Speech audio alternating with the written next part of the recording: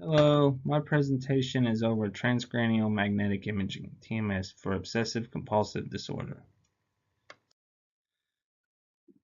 TMS usually has a stigma associated with it because it's so like shock therapy in ways, but at the same time it's very different. Shock therapy was a treatment used in the past as a last resort to treat such mental illnesses as schizophrenia, and doctors would essentially shock a person's head, as depicted here in the bird that flew the cuckoo over the cuckoo's nest by on Jack Nicholson's character.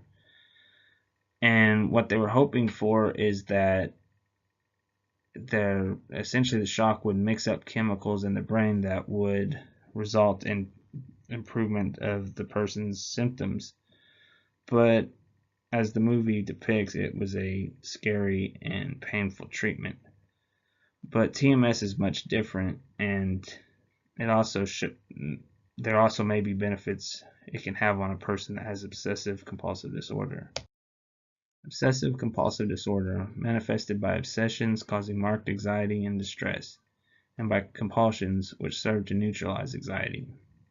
Rituals are performed to counter the recurring thoughts. And when you think of OCD, people often associate it with cleaning your room too much, double checking if you lock the door, but there can also be these intrusive thoughts that are thoughts of really bad things that the person doesn't want there, so they will do rituals to relieve the anxiety that the thoughts cause. So they may have an intrusive thought and get up and turn their light off and on to relieve that pressure of the intrusive thought. And OCD is also associated with an extreme preoccupation with order, systemization, and organization. And while this sounds good, the strong desire for perfection usually becomes debilitating for the person with OCD. So the person with OCD will try to make something so perfect that they end up not getting much done at all. So OCD can have many negative impacts on the person's day-to-day life because they may be late to work, they may isolate themselves from family and friends, and OCD can be very debilitating, and TMS treatment could be a good option to counter the impact of obsessive compulsive disorder. History of TMS. TMS can be tracked back to more than 100 years ago, but was not always approved by scientific studies. So at this time, and it was more than likely still considered shock therapy, but TMS has made a ton of progress since then. First device was developed in 1985 by Anthony Barker and colleagues, but its physics was developed by Michael Faraday in 1881. In the mid-1900s, researchers from the field of psychology started to study effects of repeated transcranial imaging. And what repeated transcranial imaging is the technique they utilize now, where patients come in for multiple sessions of TMS, and the ideal is that by continuing to activate different cognitive pathways to things that will make them feel better, they will essentially create these patterns of happiness that their brain will continue to activate these areas that can stabilize their mood. TMS got FDA approval in 2009. How TMS works. Magnetic coil that is placed on the head. The coil uses an electromagnetic field to produce energy. The neurons come to the surface of the brain, which causes an action potential, which causes the neurons to send messages that cause other neurons to fire.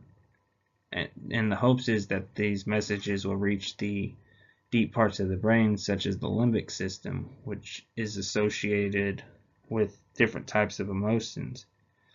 And what researchers have found is that in people with OCD, the activity in the limbic system is different from people without OCD. So the hope is that these stimulations will balance out and stabilize the mood of the person with OCD by reaching these areas of the brain. OCD,